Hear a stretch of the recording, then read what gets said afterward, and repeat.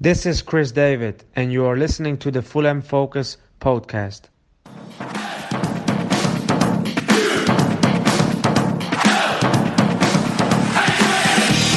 Hello, welcome to the Fulham Focus podcast. I'm Jmac, your host for this one. It just got interesting. We did it, we won a must-win game, and we now have doubled our wins in a week. Not the sexiest of performances, but with some old-school Parker tactics and luck finally swinging our way, we look on course to cause Great Escape 2.0. With me to discuss this game, which in another universe we probably would have drawn, are sports journalists Sonia, Twigg and Boisclair. Let's go. Fulham. Right, guys, we did it. It wasn't pretty or salivating for a neutral, but opening thoughts from you on this win. I mean, 7 points in 3 games. Are you believing, Frenchie? I know there's a long road ahead, but we have license to enjoy these present moments of hope, don't we? I think 7 points from the last 3 games was something that I certainly wasn't expecting. And I don't think many other people were expecting it either, to get the win at Everton and then the point at Burnley. I think we possibly almost arrogantly maybe expected 3 points against Sheffield United, even though that was never going to be an easy game. But when you piece those points together, it's a fantastic week, isn't it? I mean, this time last week, we're recording this on Sunday night, so when people are listening to this, this won't be quite so relevant. But this time last week, we have 15 points, and now we've added almost half that onto our total in 3 games in just a week. So it's a fantastic week for us. Yeah, I just can't believe we've got 4 wins in the space. You've got 2 extra wins in a week. It's mad. Sonia, you were at the game. What was the atmosphere like? Was it quite tense? I mean, I noticed that the scream that happened when Lookman scored from all our players was wonderful. But I mean, just what was it like for you being there? And I just also like to know your thoughts on Scott Parker at the end of the game with this 6-pointer. So at the start of the game, I was actually it was probably the loudest game I've been to without fans.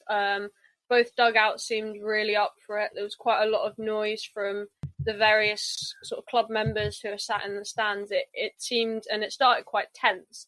And I thought you could really see how much the game meant to both teams, actually. And then, obviously, at the end, you saw, I know it was on the TV as well, sort of Parker's release of emotion. Yeah.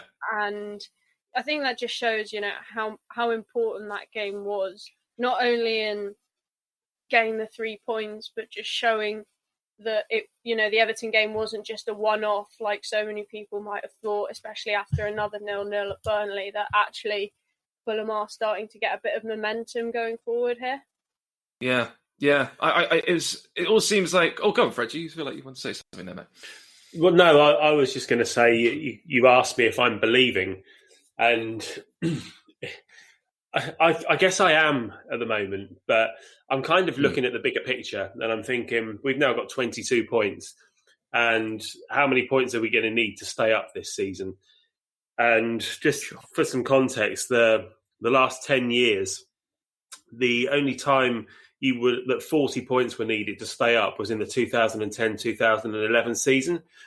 The last 4 seasons, 35 points has been enough, would have kept you up. 15-16, you would have needed 38. 14-15, you would have needed 36. Season before that, the season that we went down, actually, you would have needed 34. And then 37 the previous 2. So the numbers are almost in our favour here. We're on 22 points. If 35 points was to keep us up this season, that's only another 13 points. That's 4 wins and a draw out of 13 games. And even if it was 37, 15 points, that's 5 wins. It's not beyond the realms, is it, that we could get another 5 wins? Although I don't think so. We've only got 4 wins so far this season, but we are picking up. We're looking better. I think I saw somebody posted earlier that since November we've got the second best goals conceded ratio. We're doing really well defensively. We're very difficult to score against. So that's half the battle. But, of course, the other half of the battle is scoring, and we only need 1 a game if we're not conceding any. Well, it also seems to me like the belief is also very much within the players and in the camp at the moment. There seems to be a real belief there. I mean, you see a photo from Joachim Anderson's Instagram of all of them together, and there seems like to be a real sort of unitedness there. I mean, I mean, happy campers, happy captain. That's wonderful. We mustn't get ahead of ourselves. I mean, while we're recording, we're still waiting on a result between Manchester United and Newcastle tonight. So if Manchester United hopefully beat Newcastle this evening, then technically all we've got to do is match Newcastle's results until the final game of the season and beat them. I mean, that's easier said than done. And like I said, I know we mustn't get ahead of ourselves.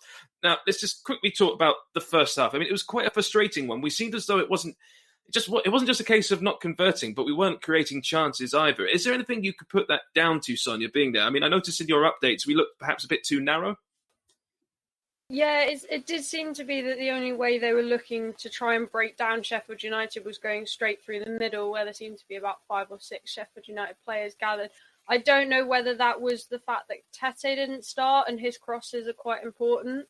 But there did seem to be a reluctance to really go down the wing and put the crosses in, which also left Madja quite isolated. And I didn't think he got too many opportunities with the ball going into the box. But having said that, Sheffield United did just put men behind the ball, which, is difficult for any side to break down. I did think that they came into the game with a mindset of a draw will be okay, which given their league situation seems a bit bizarre to me, but they didn't really look to push forward, which then meant there wasn't any space behind them. So it was frustrating, and it did seem a bit like, this is Fulham again, playing well, but there's no goals to show for it. But yeah, I did think that Sheffield United defending was actually quite good in that first half.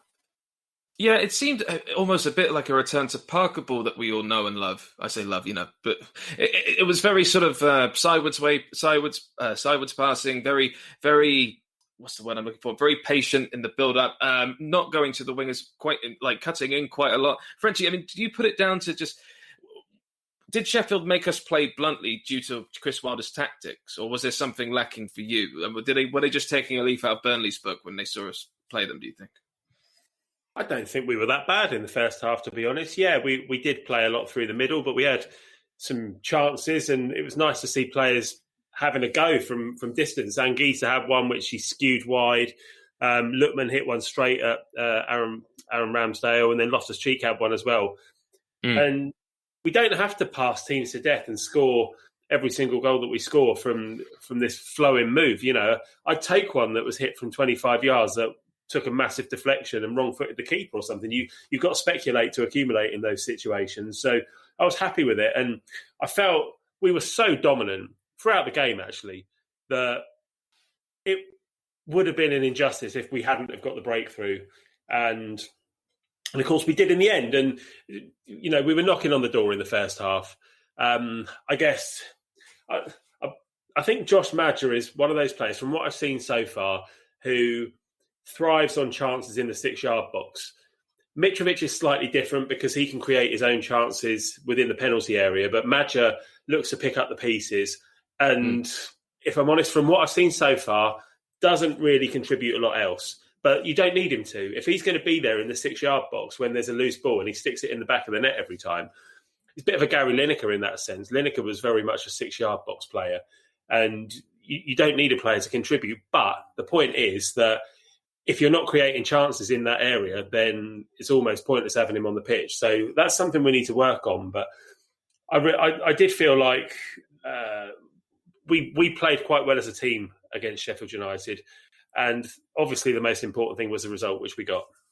Yeah. What were your thoughts on Harrison Reed this game, Sonia? He's, still bossing the midfield, and like as Frenchie just alluded to there, we very much complete control, even though we weren't quite on the winning end of things in the first half. Just give me your quick thoughts on Harrison Reed and how he played. I thought he played really well. I think he's really sort of come into his own. Yeah.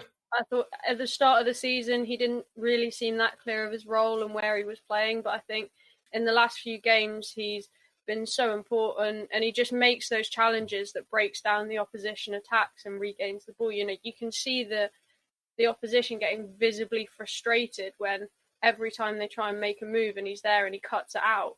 Yes, he started to develop the crossing and the longer passing side of his game, but I just think in mopping up and being in front of that defence, he's so important. All the attacks sort of start with him anyway.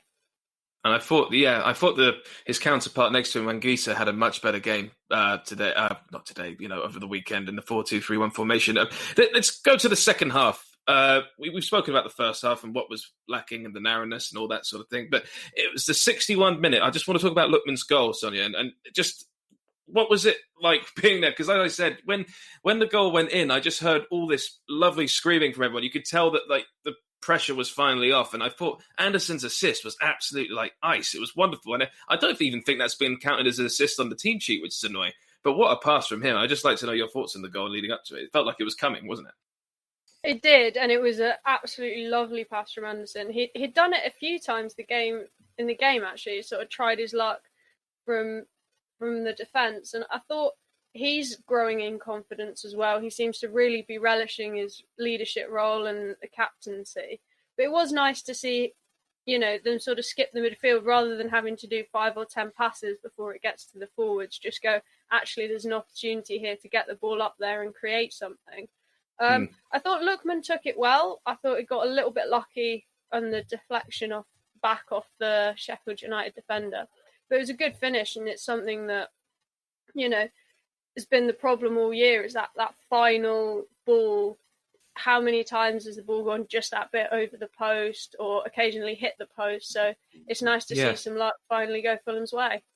Well, that's a huge thing, isn't it? What are your thoughts on that, Frenchie? I mean, we could all talk about the penalty non-decision later on. That was quite lucky because I think in another game, like in the first half of the season, that decision goes against us. But it just seems that when our luck starts changing, obviously things start going better, and it just that gives us hope as well that somehow something's now swinging back for us. And just your thoughts on the Lookman goal, man.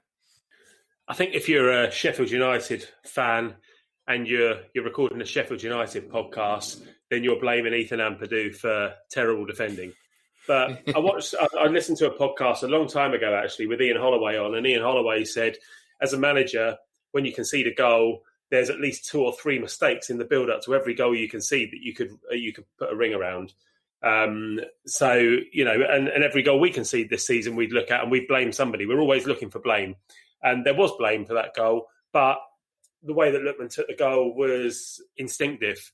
It's come back to him and he's put his foot through it. It's a great finish, and the keeper didn't have time to get down to it. It was so close to him, but so hit so hard that he didn't have a chance. So really good goal. Good to see Lookman contributing, because I didn't think in the first half particularly he was that effective, but maybe that was because, as we said earlier, the play was going straight through the middle. And I kind of suggested this when we were chatting on WhatsApp yesterday, and Matt Dom was like, no, come on, Lookman's had a great game so far. And I didn't really think that he had. Second half, more so. He was better in the second half. But all it takes is that one moment for somebody to contribute to a game, and he did that. So fair play to him. Yeah, I've got to say, I thought Lookman had looked a little bit wayward in the past few games, ever so slightly, and I thought maybe we should have rested in this game. Shows you what little I know.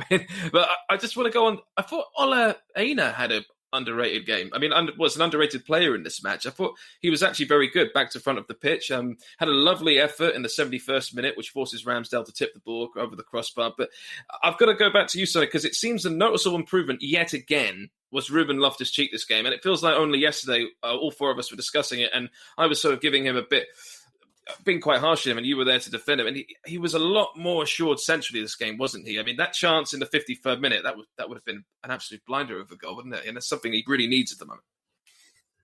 It is something he needs, but I do think him being employed slightly further forward is playing much more to his strengths. I think he liked playing just behind Madja rather than sort of in the centre of midfield.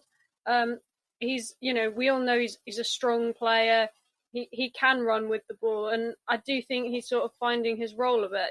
Parker's been saying all season that he's young and he was out for a long time and it would just take him a while. And I have to say, a few weeks ago, I was like, well, I'm still not really sure about him, but I do think we might be starting to see the impact he can have.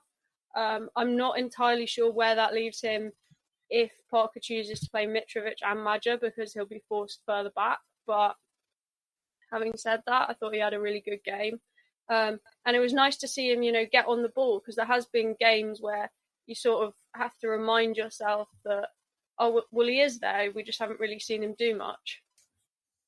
For me, I've thought that Loftus-Cheek has been okay this season, but I think I've said previously on the show as well, he's not necessarily the player that we thought we were going to be getting. He wasn't ready made for coming into a team like ours. You know, he was going to take a while to get his fitness back up, but he is a quality player, and if he ends up being a squad player when Mitrovic comes back and Mitrovic and Madja play up front, then so be it. I mean, I don't care about doing Chelsea any favours, and quite frankly, Loftus-Cheek, he's not going to be making the Euros for England this summer because he's not been in and around the England squad for a long time, and he's not played well enough this season to justify it. So I don't care about any of that stuff. All I care about is who's the best 11 to put out for Fulham in these next 13 games, 13 cup finals. I know it's a cliche, but it is. We've got 13 cup finals coming up. And who's the best team to put out? And if he's playing well enough, then he's in the side. And if he's not, then who cares, to be quite honest with you. Yeah, and so we started closing up a bit while maintaining a high line to effectively stop Sheffield getting anything out of their own half. So you've got the substitutions. You know, Parker's sort of showing up shop a bit now. We've got the goal. In the 78th minute, you've got Cavallero coming off for Tete. And I just want to quickly, I know we've done this to death, your thoughts on what Cavallero was like, Sonia, on the right-hand side, because it was nice to see him in his preferred position for this one. And as, you know, Frenchie was alluding to there, you know, we need to pick our best team. Do you think there's a place for Cavallero as a starter instead of Bobby Reid in this game? I thought he was okay. I mean, I don't know, just give me your thoughts. Well, this is probably not the answer. I'm not going to pick one or the other, but I think there's actually a place for both of them. I think with the amount of games that are coming and the number of double game weeks, I think it's really nice to have options. And you saw how much Cavallero ran yesterday. I'm sure if there was a game on Tuesday or something, it might be nice for Parker to have that option of, you know, did he recover all right? Can we play Bobby Reid instead? So I think there is a place for both of them. I thought he did look a lot more comfortable than when he's been employed through the centre, and he sort of looks a bit lost and like he's not entirely sure where he's supposed to be some of the time. So it was nice to see him, and you know, he's a strong player and he did cause some problems. But I just think those final crosses didn't come in from that side, and that's probably what was lacking from that. Yeah, a lot of cutting in, and one went straight over the bar in the 32nd minute, I think. And he just, what were your thoughts on Cavallero, Frenchie? Would you start him for the next game, or would you get Bobby back in? Next game away at Palace? Oh, I don't know. I think there's pros and cons to both. I thought Cavallero was fine against Sheffield United, apart from that chance he had in the first half where he maybe could have picked out Madja instead of putting the ball into the back at Rose Ed of the Putney end. Right. But on the right, I haven't got so much of a problem with him anymore. I think he looks okay. And he was all right on the left last season as well, when he used to cut in and ping those balls into the top corner. But it's just as a centre forward. And if we somehow manage to pull this out of the bag and stay up this season, then it'll be a miracle considering how long we had him up front on his own. Yeah. Quite. And then after that, you've got in the 86th minute, you've got Lamina coming on for Josh Madja, which we spoke about. You talk about your thoughts on Josh Madja. I mean, Lamina was fine. I mean, it just tightened things up a little bit more. I want to talk about one of arguably the man of the season, and it's Alphonse Areola. I mean, he made a fantastic save for us in what feels like the 128th time this season. It was probably Sheffield's most dangerous chance for open play. 65th minute, McBurney links it with Sharp, who through balls it to Stevens, and Alfonso makes this killer block. And I saw our very own Dylan Shavas from Fulham Focus got a lot of love for his tweet. He said, I have never had a girlfriend, but Alphonse Areola is the closest yet, which I think we can all agree with, could go with to some degree. But Alphonse Areola for this game was just... I'm trying to think. I mean, the only other dangerous chance for Sheffield, which includes Areola, was the penalty shout. And this has been a very controversial moment. But was it, though? Because, I mean, Graham Souness seems to think it was a penalty. I'd just like to know your thoughts on it, because that's not a penalty to me. Is it to you, Sonia? I'm not sure. I've seen it back. I've seen them given. I've seen them not given. I think it was telling how quick VAR were to dismiss it. They didn't seem to think there was a huge amount in it. I think he was very lucky that the shot hit his, the leg he wasn't leading the challenge with. Yeah. But, you you see them happen all the time.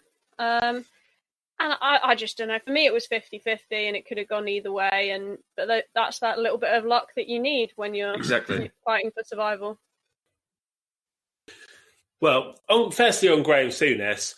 Graham Souness. I can't stand that bloke. He thought that Blackburn were the best team in the division when we got promoted to the Premier League the first time around, even though we were so far ahead of them. He thought that Fulham were in a false position when we were top of the league, and then we went up there and we beat his Blackburn side with 10 men for most of the game. So he talks a load of bollocks every time he opens his mouth. What he's doing on TV, I have no idea. So get him off the TV to start with. But secondly, for me, Areola's won the ball. He's won the ball with, what was it, his left foot, which was the foot that was closest to the ground. And it's a coming together, isn't it? It all happens so quickly. And his trailing leg does catch the player, but he's won the ball first and foremost. So how is it a penalty? I just don't understand how it could possibly be a penalty. It's not. It's not for me. No, I don't. It's not for me either. But as I was saying, it is that sort of decision. I can imagine that being a penalty with the luck we had in the first half of the season. I could just imagine that happening, and it's very lucky that we didn't. It would have been awful. I can't imagine. Can you imagine if that? It just would have been the worst. But also, 7 minutes. Where did 7 minutes come from, Frenchie? I mean, that is ridiculous. I don't really usually believe in conspiracy theories at all, but like that for quite a quick second, and I was thinking, is someone trying to actually, get Fulham relegated here? Like, where did 7 minutes come from? It's the most ridiculous number I've ever seen. I mean, I'll be honest with you. I was sat here having a couple of drinks, and the game flew by. But I don't remember in the second half there being any injuries. There were a few substitutions, but that happens. Oh, maybe there was a bit of a delay for the guy who got injured in that faux penalty incident, wasn't there? But how long was that? I mean, that certainly wasn't 4 or 5 minutes. So God knows. But did they have any big chances in that time? I didn't really feel like we were under any threat. Areola did what he had to do to keep the ball out whenever they got anywhere near our goal, but I didn't really feel like we were under threat at any point. No, all right, fair enough. I mean, is there anything you'd like to add to this, Sonia, really quickly? Not the 7 minutes, we're lucky, but for instance, who was your man of the match for this game? Who would you say was, your standout player? Because I'm mulling over between quite a few. We got Areola, we've got Anderson, we've got Harrison Breed. Who was really starring for you in this one? I think for me, it's between Lookman and Anderson.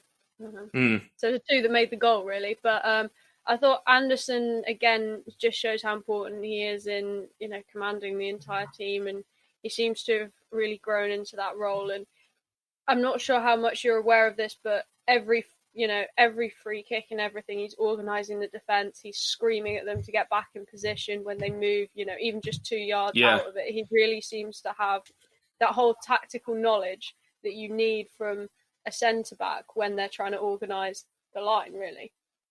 And Lookman, he took the finish really well. It's his 4th goal of the season. Hopefully he'll grow into that role and it'll give him some confidence, especially given after his horrendous Panenka attempt that I think really dented his confidence. It'd be good to see him gain some back.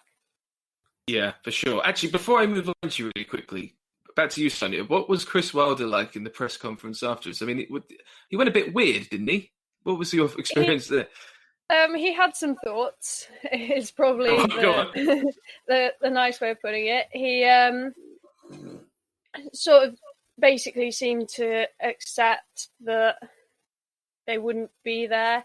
He said, the Premier League won't have to put up with us for much longer, and seemed seemed sort of almost suggesting that Boisclair, under Areola's challenge, could have been sent to hospital. And it was an odd press conference, definitely. But I think it's just showing the pressure at the bottom of the Premier League for him, really. And it was a game that not only they had to win, but they had to win to have any chance of staying up at all. So I do understand the emotion. But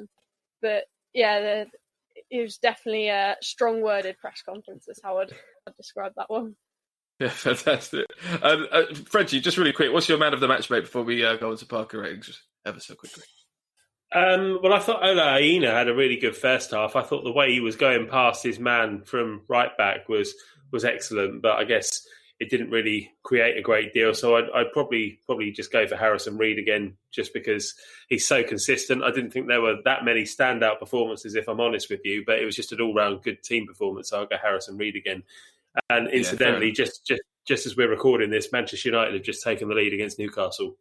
Ah, excellent. Okay, good. Who scored out of it, just for the sake of my fantasy team? Rashford. Okay, shit. Okay, no, never mind. But still, it's good news. Good news. Yeah. Did Fernandez get the assist by any chance? Because he's my captain. Oh, I don't know. I'm not sure. Oh, please do it, United. We're all United fans tonight. Anyway, so going to Scott Parker then. I mean, I think for me, I'm going to probably give him. I can't. Actually, I'm going to ask someone else because it's too much pressure. I only think of it while I ask you. Frenchie, what would you give Parker Ray? Like, what would you give Scott Parker for this? Must-win game. 8. We've won it. We won the game. We didn't really look under any threat. And, you factor in the rest of the week as well. He's had a magnificent week. 7 points out of those 3 games is superb. And probably more. If we'd have said on the podcast before the Everton game, how many points do you expect from the next 3 games, or how many would you be happy with? I think I probably would have said 4. I would have said a win, a lose, and a draw from those 3 games. So to get 7 out of those 3 games, I think is outstanding. And even his game management towards the end when he started shutting up shop, it's classic Parker, but it does the trick, doesn't it? So yeah, 8 out of 10 for me. I think I'm going to nervy watching though at the end. Sorry, say that again. It makes for some nervy watching at the end when your club shuts up shop and starts pushing deeper and deeper. It does, but we're kind of used to that with Scott Parker these days, or we always have been. So it's fine in a match like that where it's must win. I'm fine with that. It's a good result. I love his passion every time we score. It's wonderful to see, and I do love Scott. I mean, it's been a very rocky road with me and him because I swing back and forth whether I want him to actually still stay as manager for us, but his heart's in the right place, and I'm just so happy that we're getting these wins now. Would you agree that? I mean, I'm probably going to go for about a 9.5 for the Scott Parker rating. What for you, Sonia? I think probably 8.5. I thought game management was good. Sheffield United, they have beaten Man U away this year. Not that's true. As easy as they might look on paper. It's been a weird season where I genuinely think anyone can beat anyone on the day. And I think the way they set up and the way they sort of wore Sheffield United down, it did seem that they sort of controlled the game, but also looked a lot more like scoring than they have in recent matches. So I'll go 8.5. 8.5. All right, nice one. And look, all there's left to do, really, Frenchie, you're going to be doing a sort of Crystal Palace preview. Not sort of, you are doing one.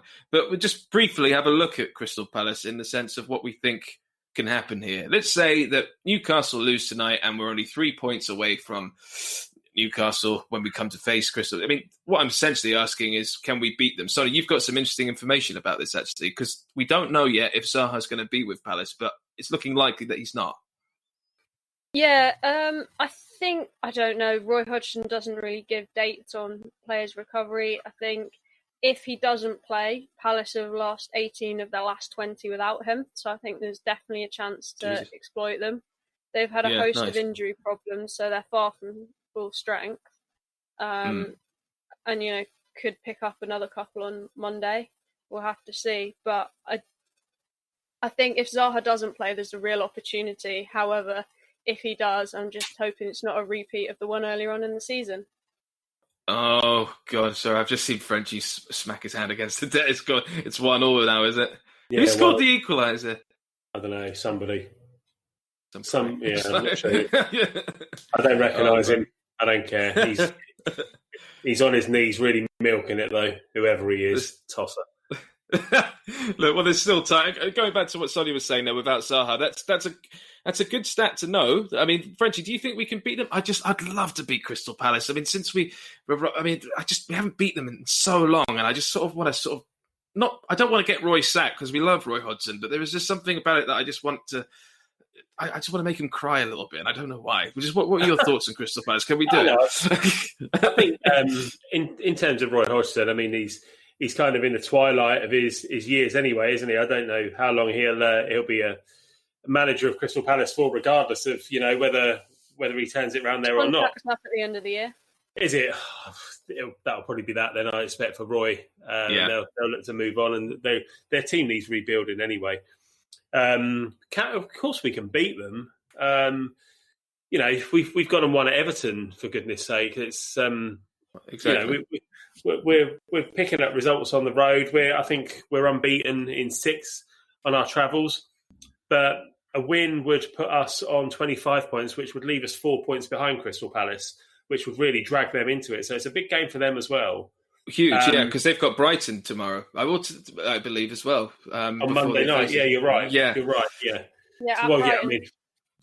Is it okay? Well, maybe if they win that, then that kind of information goes completely out the window. But if they don't, then it could really cause them some problems. So I think we can do it. I think we can beat them. Is a point a good enough result in this one? I think it probably is. If we can start to pick up results at home, we've got some winnable home games between now and the end of the season. And as I say, I think out of those 13 games, we need to target 5 wins. So all is not lost if we don't beat Crystal Palace, but I think we can. And with that in mind, Frenchie, and our fight for survival, have you got? I think you've got some stats about sort of the amount of points we'll need to actually get out of this mess. What's your? Give me your numbers. Not so much points that are needed to get out of it, but I was just having a little look earlier today at how many points we've got in previous seasons and how many wins. So in 13-14, when we went down with 9 wins, but 32 points. So we didn't have that many draws. That would be five draws and those 9 wins. Then in 18-19, we won just 7 games and ended up on 26 points. Win percentage of 18%, but our win percentage so far this season is actually 16%, but obviously we've got a lot more draws. Right. Then in 2006, 2007, we only had 8 wins, but we ended up with 39 points. In 2007, 2008, again, we had 8 wins and 36 points. So we were quite reliant on draws those seasons as well.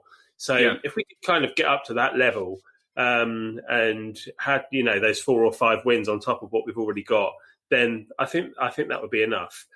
And then you look at the other seasons we've had. 2003, 2004, we won 14 games and ended up on 53 points. So they're kind of pipe dreams. Those kind of returns these days. But I really think 5 wins would do it for us from this point. That would put us on 37 points. And I think that would leave us more than comfortable.